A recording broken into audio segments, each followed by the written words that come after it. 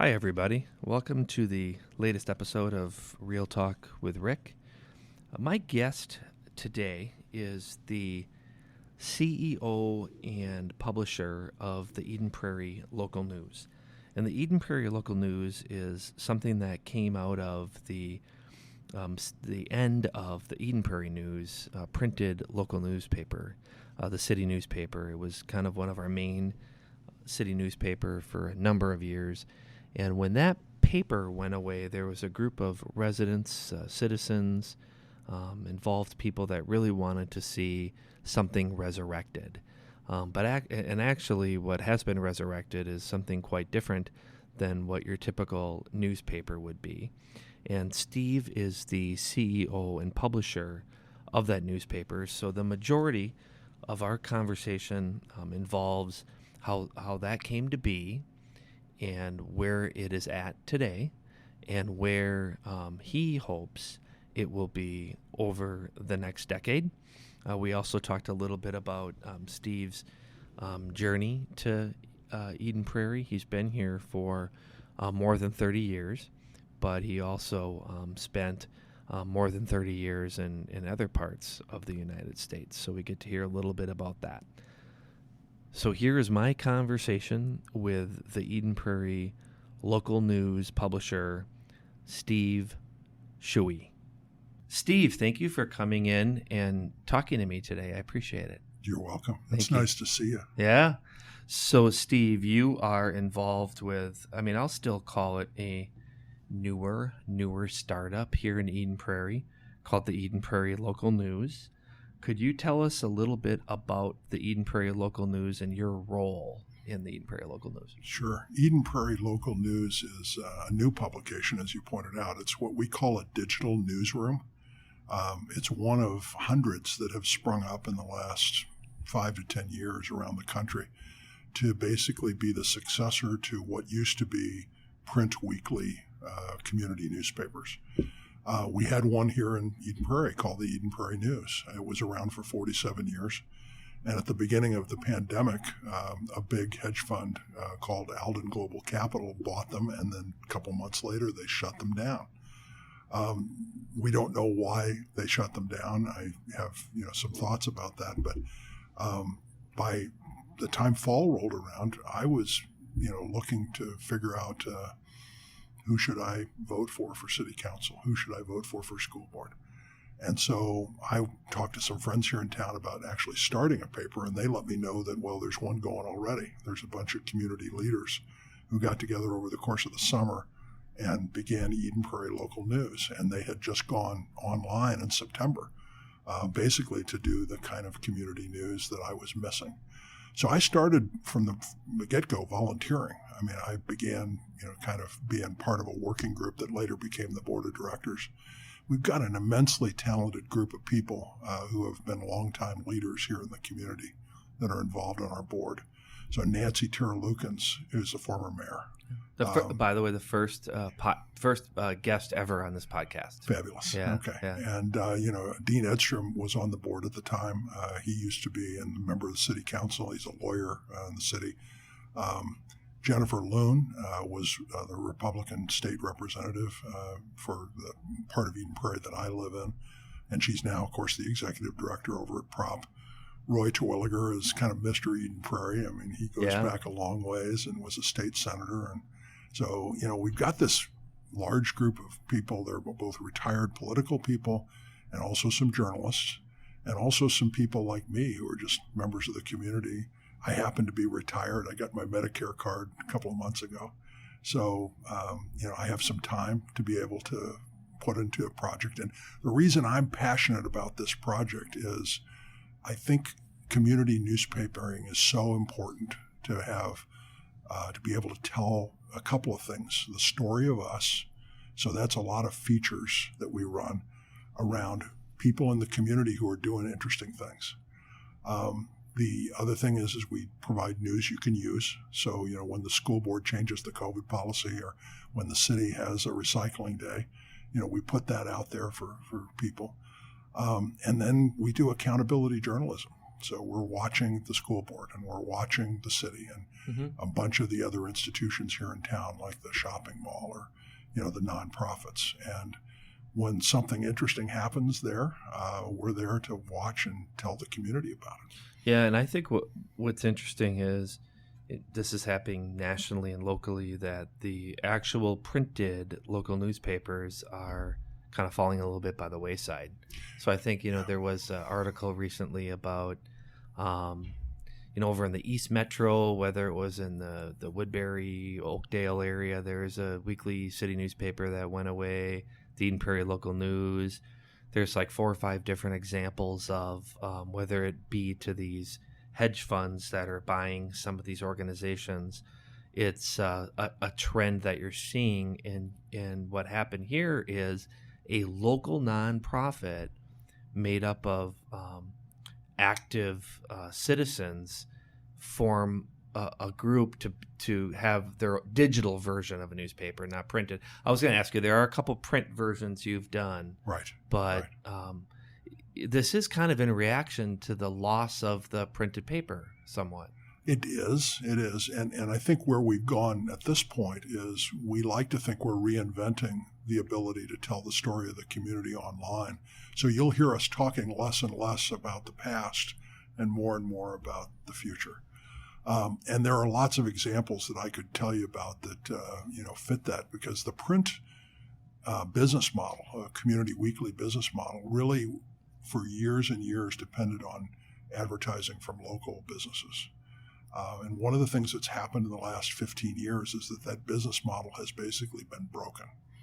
Facebook and Google and other tech companies have come along, and if I'm an advertiser, I can very precisely target who I want to talk to within a group of subscribers to social media.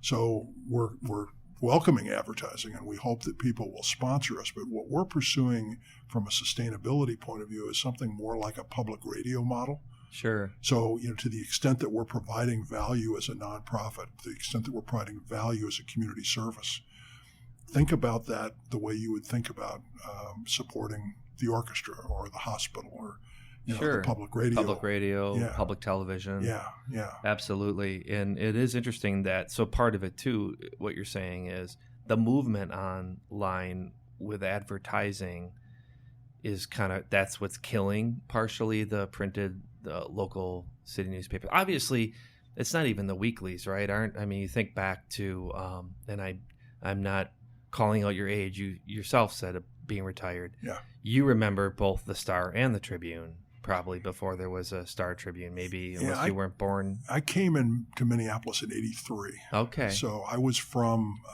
Missouri originally. My dad was in the Air Force, and then he worked for IBM. So I had moved around like 20 different places before my wife and I came here in '83. So we'll get to that. I want to get to your origin story, but you do think about all those cities that you had multiple daily papers. Right. You had a morning paper and then an afternoon paper. So that was the Star and Tribune. Now we have one. Yeah. There's some cities, Chicago, New York, Los Angeles, that still have multiple dailies, but even the dailies are suffering in the weeklies. So I think this idea that well, there's an interesting thing going on in newspapering, Rick. There are these big national papers like the New York Times and the Washington Post and the Wall Street Journal that have really gone online with a vengeance in the last 15 years. And they have millions of subscribers and readers. And so they can afford to do leading edge journalism and leading edge social media and online media. They're going to be around forever. And frankly, I read those papers when I want to have international news or national news or business news. And they don't cover Eden Prairie. And even the Star Trib, which is a wonderful regional paper, there are 26 municipalities in Hennepin County besides Minneapolis. And I think there are 2 reporters that try to cover Hennepin County outside of Minneapolis for the Star Trib. They're great writers, and they can't possibly tell the story of a community the way that we can. Sure. No, the Minnesota local section of the Tribune will have stories on what's happening in different communities, but a given city might have one story every other week. Right. In Edina, Eden Prairie, Minnetonka, Golden Valley, Bloomington, we'll get in there maybe every other week. Whereas you're just like the Eden Prairie News printed, and now the Eden Prairie local news is just us. Yeah, exactly. We hyper-local news about Eden Prairie is all we do. And since September 2020, when we went online, we've done 750 stories. We're averaging about a story and a half to 2 stories per day. And one of the things that we've discovered is that we can actually do hyper-local breaking news because we've got our crew. I mean, we were founded during the pandemic, so by necessity, we have mostly met online by Zoom. And we have this collaborative tool called Slack, which is a chat system that we can basically talk back and forth. So between Zoom and Slack and the online presence that we have, not only the website, but also the social media. So you can find us on Twitter, you can find us on Facebook, you can find us on Instagram. We're experimenting with some of the group chats that special communities within Eden Prairie use. So like the Chinese American community is heavily involved in an app called WeChat. So one of our new members of the Community Advisory Task Force is republishing some of our newsletter material in that form. VJ Dixit, who's another one of our board members, is going to do the same thing for What's Up, which the Indian American community is heavily focused on. We do a lot of sharing of articles to the Facebook sites that are around town, like Eden Prairie Moms. So we're looking for places to basically republish our content so that we can get the word out and become more visible. Great. I think that's good to hear. I think it helps the community. The more educated and involved the community is, the better the community and involvement in the community. So what kind of talk about some of the challenges in your formation? Yeah, I'd like to hear about that. So there are 3 things that we need to do well, and this comes from an industry trade organization called Lion that we're part of. Actually, we're not part of Lion. We're part of the Institute for Nonprofit News, but this article came up in a feed that was from Lion, and I really like the concept. So we've got 3 interconnected circles: journalistic impact, financial health, and organizational resilience. You can't have a sustainable newspaper without all 3. If you have organizational resilience and journalistic impact but not financial health, you basically go broke. Mm-hmm. If you have organizational resilience and financial health but no journalistic impact, who cares? Right? Yeah. So and the thing that I think we're challenged by is we've got journalistic impact. Our team of volunteers is doing this amazing work, telling the story of the community. We think we're going to have organizational resilience because by virtue of my background in business and a variety of our board members, we're putting the structure and the systems in place behind the scenes that can basically, keep this organization going. And part of that is these wonderful volunteers will at some point start to burn out. So we want to be able to create a financial platform for this business and I call it a business. It's a media property, but we want to create a living wage for the people that are working to put out this tremendous product. And that's part of what I see my role as being over like the course of the next 18 months. We're going to be talking with a variety of people in the community about how they can support this. So those 3 things are kind of interlocked. And the big challenge for 2022 is to get more visible. So we've been rewarded by the community in the sense that I think when we started tracking page views in January of 2021, we were at about 13,000 page views on a monthly basis. It grew steadily. It peaked in September at a little over 100,000 page views because of a special story that we happened to cover that was breaking news. We're running now at about 63,000 page views on a monthly basis. And that's good, but I'm still running into people who've never heard of us. Sure. And so we're trying to figure out ways, and that's one of the reasons that I'm so glad that you invited me on to do this, because we want to be more visible so that more people basically come to the site or come to the social media or follow us on Twitter. Yeah, absolutely. And obviously anyone can just Google, type in Eden Prairie Local News, and they'll get there. It's actually eplocalnews.org.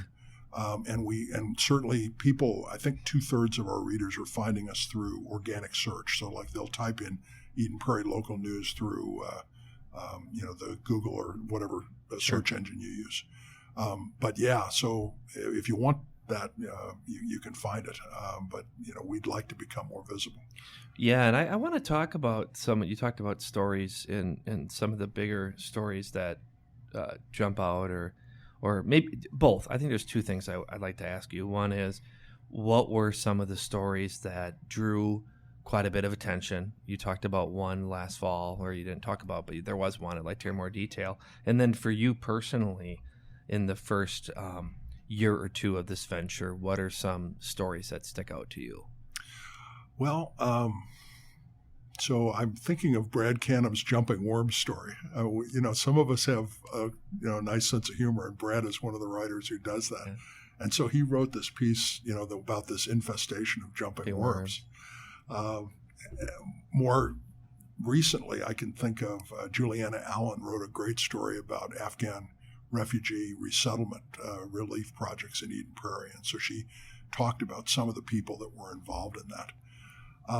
Jeff Strait has done some amazing work covering the Southwest Light Rail Transit line. I think they're going to call it the Green Line Extension, I believe. Green Line Extension, yeah, correct. Yeah. And so more recently, that's been a big piece of what we've done.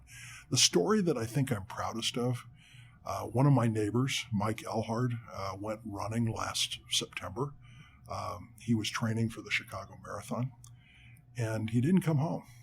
So Christy got worried about him around 4 or 5 o'clock in the afternoon, and she started sending neighbors out to look for Mike. And I think she called the Eden Prairie Police at some point, who were very responsive. And then along about 7 o'clock, she posted a Facebook post on one of the local Facebook sites that was basically a missing persons report. Well, we were just coming out of an editorial meeting and business meetings, and one of our people had seen that post on Facebook. Amy Nylander is kind of one of our people who is just she's the glue that holds the whole organization together.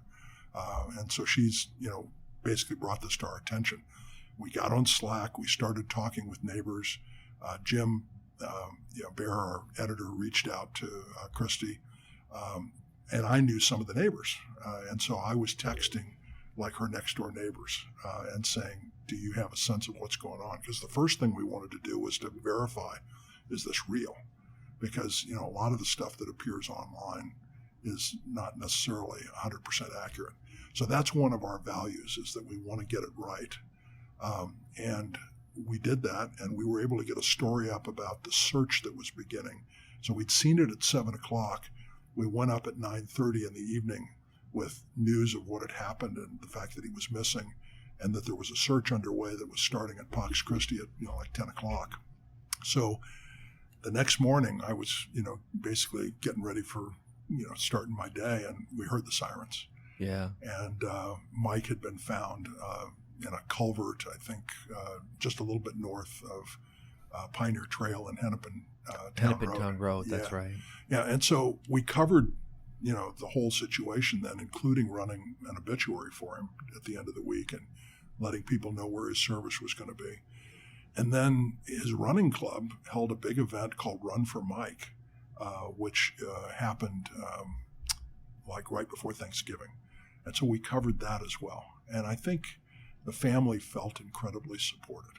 Sure. No, it's such a tragic story. Yeah. And I mean, just one of those situations that this kind of mix of different events with his phone and his Apple Watch going out 20 minutes into his run or whatever it was, and it didn't quite add up. And that you would, if you're going to fall or have a medical emergency, that you're not visible on a trail, right, that you actually fell down a little bit into the water and into the trees. Awful situation. Right. But But like you said, something that it was a missing person search the night before, found the next day. I mean, that does bring closure, but tragic event, but yeah, very, very much a local story. So the difference between us and a print legacy weekly is we were able to get out there and cover it in real time because of our digital capabilities. And I would like to see us continue to devote some resources to making that kind of thing happen. I think we've done 4 other breaking news stories. The first one we were putting this together in 2020, we said, I wonder if there's enough news to cover in Eden Prairie. And well, there's always there's a lot of news. Turns out that there is. Absolutely. We're a city of roughly 65,000 people, and we have all the challenges of any emerging edge city, and we're going to cover it. Yeah. What is you talked about? You want to be more visible. There's obviously a financial piece to this, and you mentioned even though it's a nonprofit model similar to public radio, you want to pay people, you want to have a financial model that's healthy. How's the response been so far? And I mean, I know you want to build this up. It's still somewhat new, but we ran a fundraising campaign in the last 2 months of the year. Okay. And we were able to achieve about, I want to say $19,000. So it's a good start. Our average contribution was sort of in the $35 to $50 kind of range.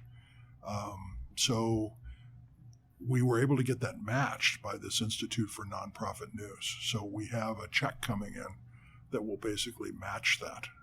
And so we're looking for foundation support to do some things right now. And we could talk some about those kinds of projects. I'm also grateful to Pastor Rod Anderson, who is on our board and has been very key in getting sponsorships and ads. And so we're running roughly, I want to say, $3,000 a month from ad support. So, I mean, for a startup, those are great numbers based on what we've seen in other little digital newsrooms around the country.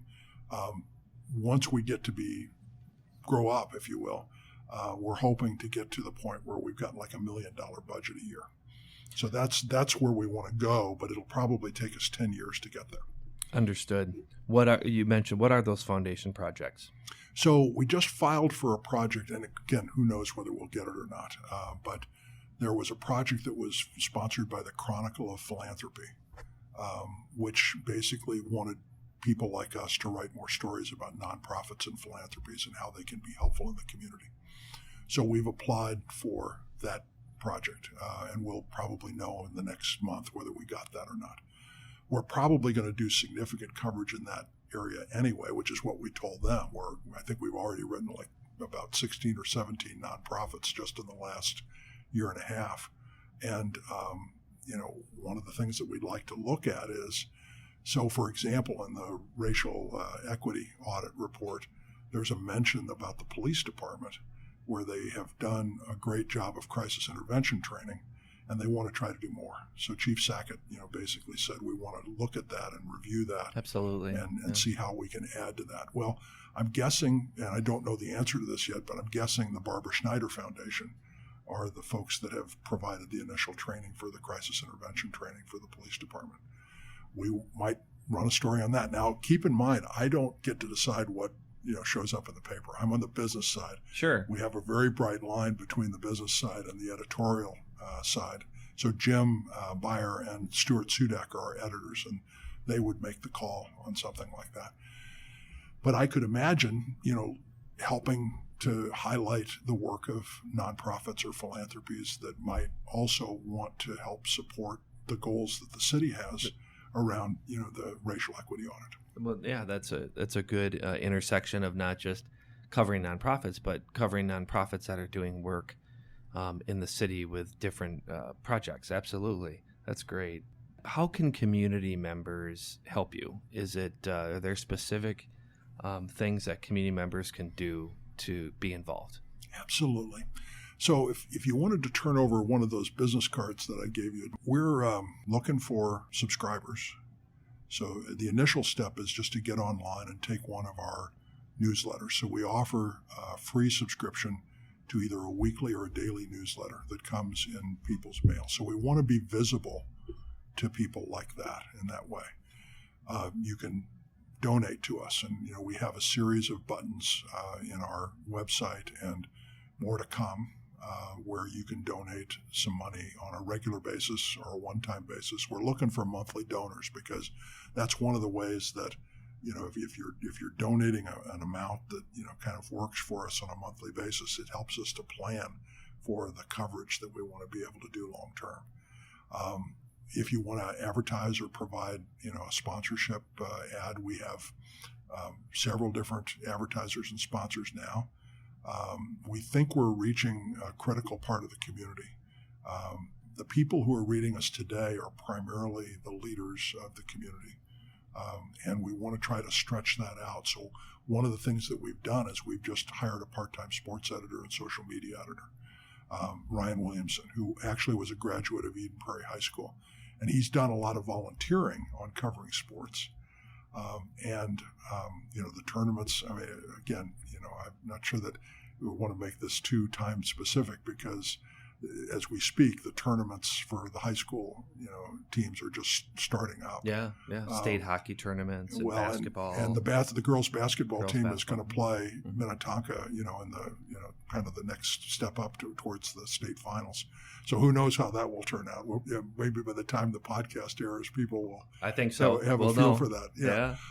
But so we want to try to broaden the appeal because we know that a lot of people out there want to follow their kids, or they want to know about what sports are going on in the Parks and Rec system. We also ran, thinking about memorable stories, we ran a story on one of the growth areas that Parks and Rec picked up, which is cricket. We have all these new citizens who are part of the immigrant diaspora who they came from countries where they love to play cricket. And so Eden Prairie has responded very positively by setting up cricket pitches, and we wrote about that. So I think so. The other thing that people can do is if you have a story or a lead on something, you can call or email our editors. The email addresses in the website. The other thing is if you want to write a letter to the editor and make your opinions known, we're sponsoring that. We had some great letters to the editor last year into the summer when we covered the Noble Hill controversy, the whole development project that was next to the spring. Yeah, I know it well. Yeah, exactly. Yeah.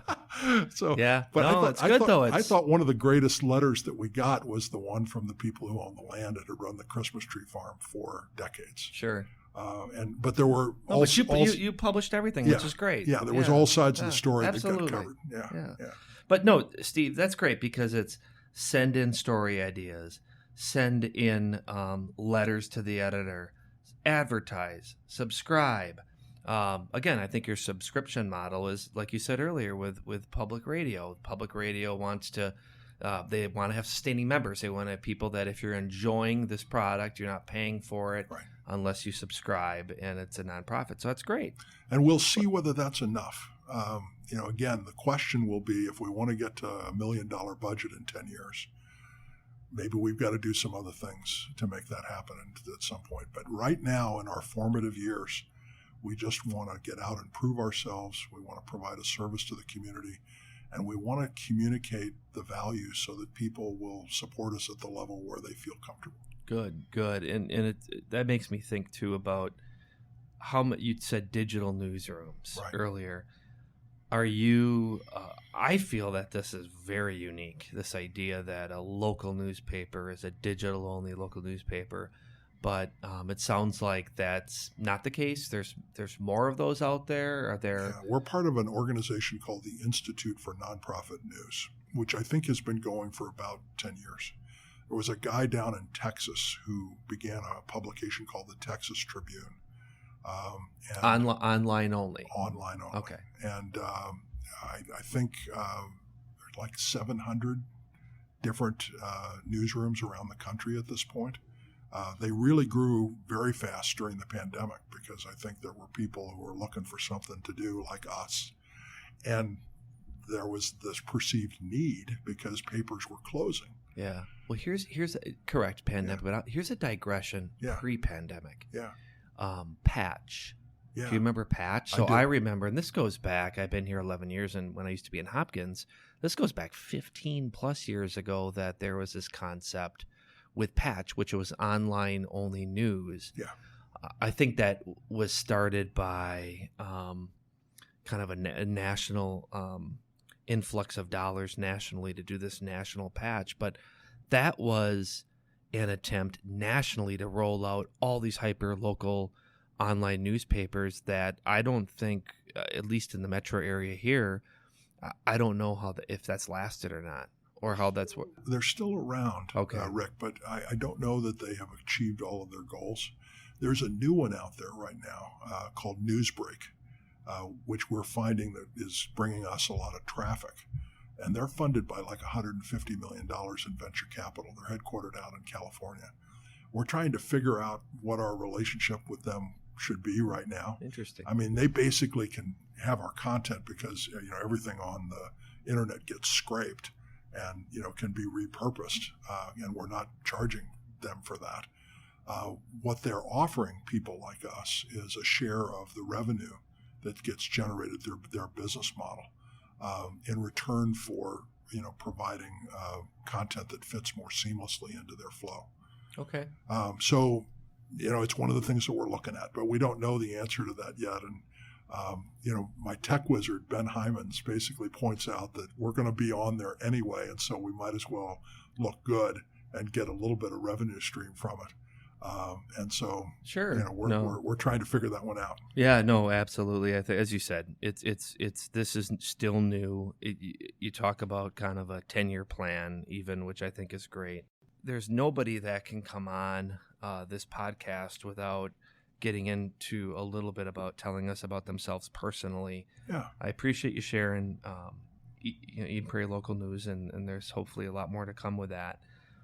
What about you? Where you mentioned earlier about kind of moving around quite a bit, Steve. So where did you grow up? Kind of what are some of the places you've been and that brought you then to Eden Prairie? My family both sides of my family are from Missouri originally. So that's not Missouri. You don't say Missouri, you say Missouri. Well, so it depends on what part of the state you're from, Rick. Okay. And the politicians down there have to be really careful depending on what part of the state they're in. So when they're in the cities, they say Missouri. Okay. And when they're in the rural parts, they say Missouri. Missouri. So it's 500 miles south of here, but it's just like a whole different place in terms of the politics and the culture and the humidity. I hated the humidity when I was growing up there. So my dad was in the Air Force and moved us around a lot when I was a little kid.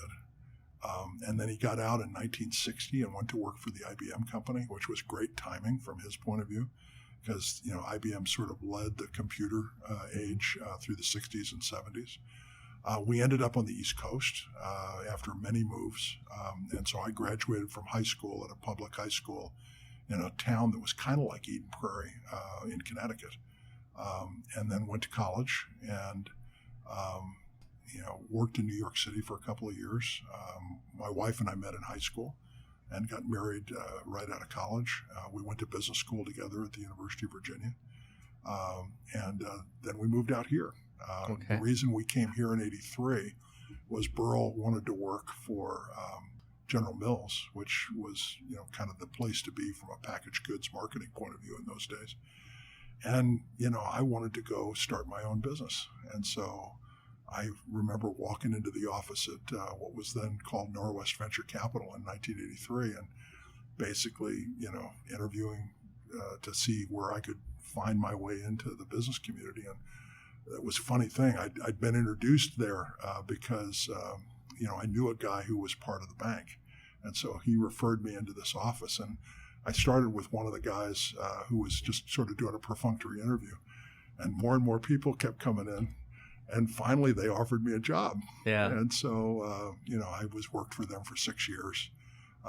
My boss there was a guy named Bob Ziccarelli, who was one of the original investors in Control Data and Prairie Research. And International Dairy Queen, and a whole many bunch of many other businesses that are well known to people in Yeah. Minnesota. Absolutely, you're kind of hitting on all of them. Yeah, and so I was there for 6 years. I was sitting on the boards of a lot of companies, both here and in Arizona. Bob retired in Arizona in 1985, and asked me to come down and help him start an office down there.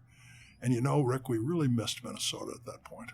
I mean, we were not natives by any means. I can remember Burl went to work at General Mills, and people found out that she was from Virginia. That was kind of our last stop because we were in graduate school there. And one of the guys there tried to convince her that they were related because, he had relatives up in Virginia on the range.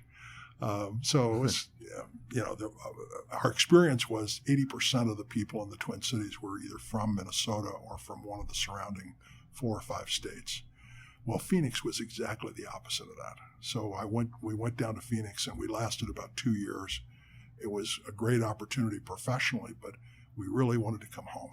And so we moved back here in 87, end of 87.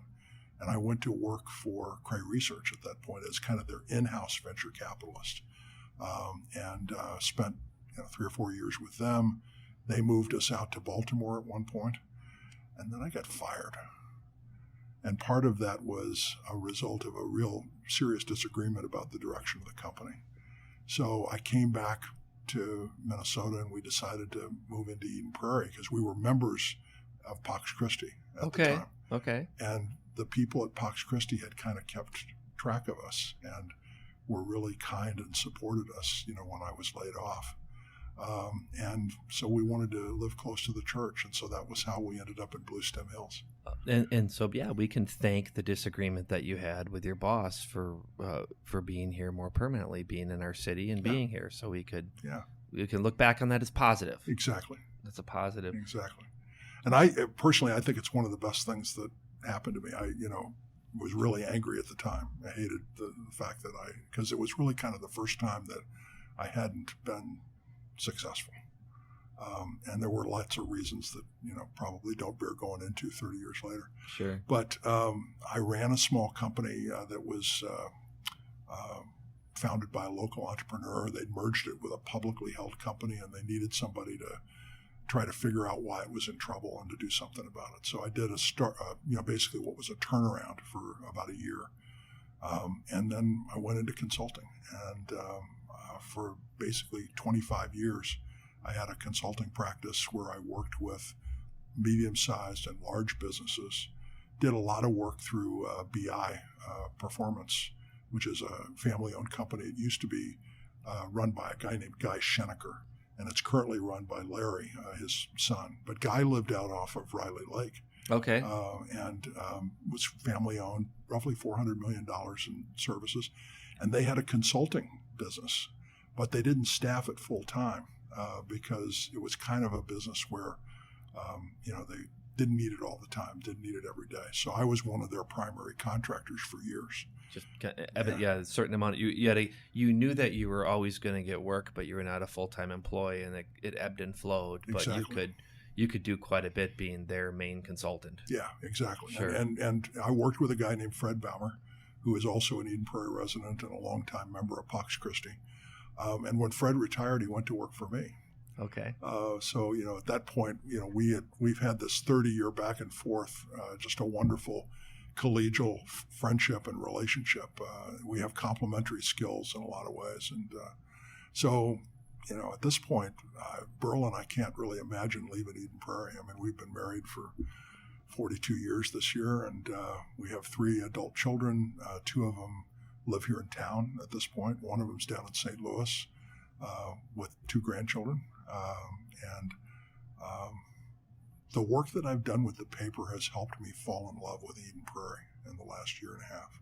Oh, good. That's good to hear. Yeah, I wrote articles for the paper for a while in the spring before I got moved on to the business side, and didn't want to, have a compromise between editorial independence and the business side anymore. But I just found that I got to scratch an itch that I'd had since high school, which was to be a journalist and report on news. And And I think this work is very important to not only Eden Prairie, but to our democracy generally. Yeah, no, that's great to hear. It's kind of neat. Like you said, you it kind of starts with you looking for a voter's guide, or it's a local voter's guide. There's not a newspaper anymore. Yeah. Leads to this group, leads to writing a few articles, leads to being the CEO and publisher, working on the business side. So that's great. A couple other things, Steve. Thank you for giving us that timeline. Appreciate that. What led you here and enjoying last 30 years here. What would be something that that you've done that most people haven't done that you've done? What would be something kind of unique and interesting little anecdote? So when I was in college, I was a 3-sport athlete in high school. Because I moved around so much, one of the ways that I found that I could make friends was to join the sports team of the season. And I wasn't by any means a natural athlete, but I had played 3 sports in high school. I'm walking down through the campus at Yale, where I went to school. And okay, let's pause. Yeah. I was walking through the campus where I went at Yale. I don't often get. Is it Yaleys? What do we call Yale graduates? Yaley would work. Yaley. Yeah. No, I want to pause there for a second. It's nice to have a Yaley on here. Okay, continue. So I was walking through part of the campus, and I see this long rowing show and a bunch of big guys who are out in front of the rowing show. And so I go over and talk to them, and the captain of the crew basically chatted me up about joining the team. And I'd never rowed before. And it turned out that there were a lot of people like me who were, athletes in other sports.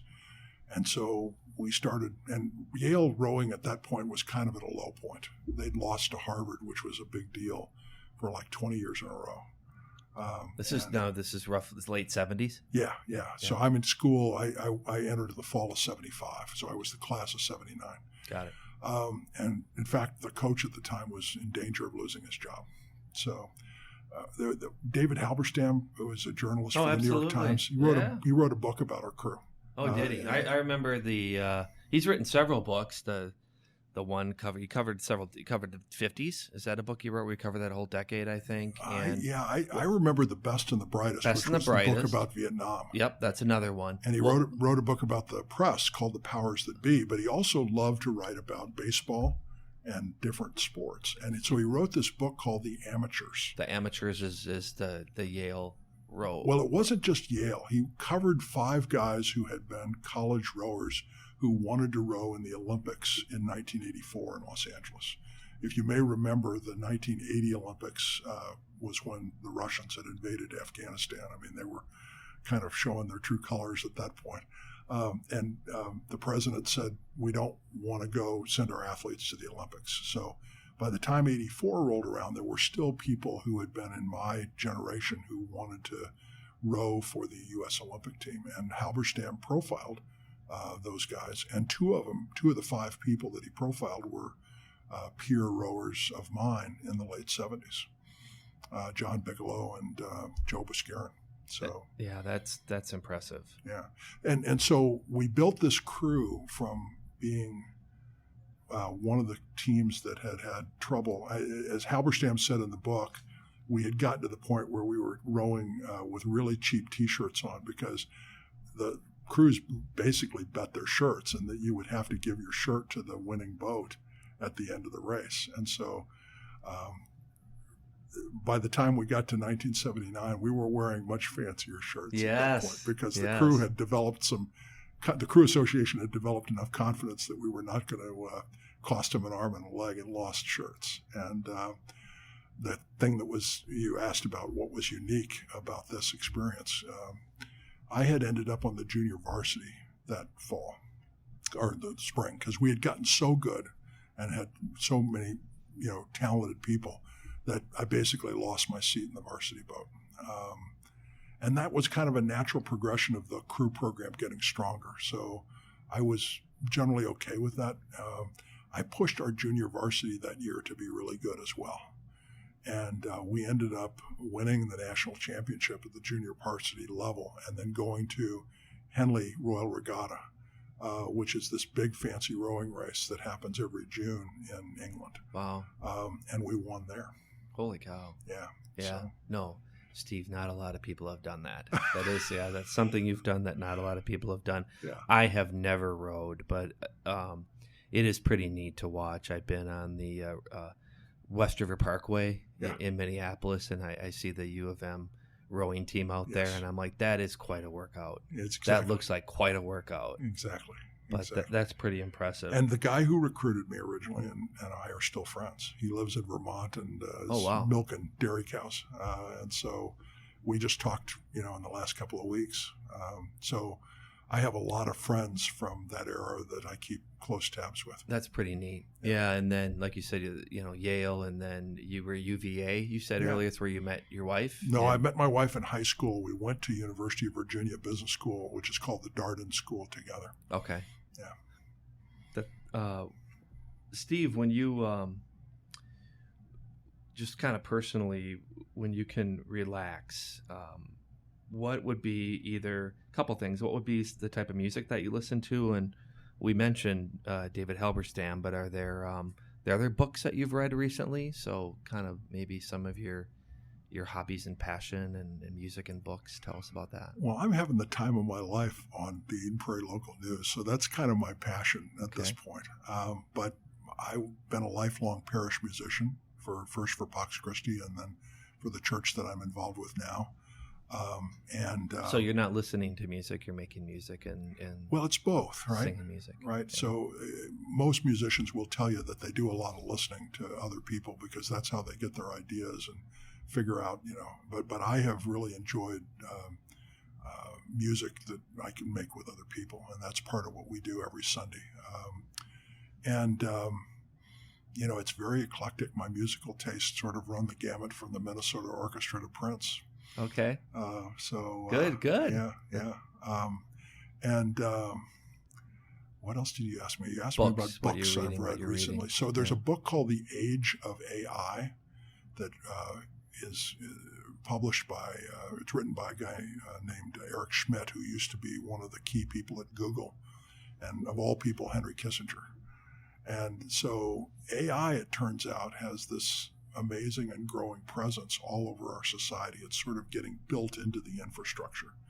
And I think one of the things that I hope we'll look at is that happening in Eden Prairie as well. Mm-hmm. So I'm doing some background reading on AI at this point. I'm rereading a book called Our Towns by Jim Fallows and I think it's Deb Fallows. He's a journalist, longtime journalist and a private pilot. And so he and his wife flew around the country back in 2012 to 2016. They found 40 different small cities that had best practices for, basically being healthy places and, growing places. Oh, that's interesting. Yeah, I had not heard of that. I'd be glad to share a copy with you because I think it's also relevant to, what we're doing here in Eden Prairie. I mean, one of the reasons that I love Eden Prairie is that we think it's an incredibly well-run city, Rick, and I'm sure that's no small part thanks to you. The city just has, a lot going for it, and that's part of the story that we're going to want to tell with Eden Prairie Local News. Sure. No, I best of luck to the to this new digital news format. Again, for some, they've been aware of it for a while. For others, this might be the first time they're hearing about it. There might be other ways to hear about it, but I think, like we've talked about over and over again, it's important for there to be a local news outlet or opportunity for our residents. It doesn't have to be regional. So the way to find us again is eplocalnews.org. And you can also just put in Eden Prairie Local News in like a search engine, and I think we'll come up. We welcome the chance to have more readers and more supporters, and it's really very much of a community-based operation at this point. We mostly live in Eden Prairie. In the case of the Elhart story that I told you about, one of the reasons that we got the story was we actually knew the people, who were involved in that story as opposed to parachuting in from outside. No, absolutely. You mentioned many, many people that I know and people that listen to this would be familiar with that are on your board, that are reporters, editors, that's very local. It's all very much within community. Steve, I so much appreciate you taking your time to come in and talk. You're welcome. I wish you nothing but the best, and it was great to get to know you.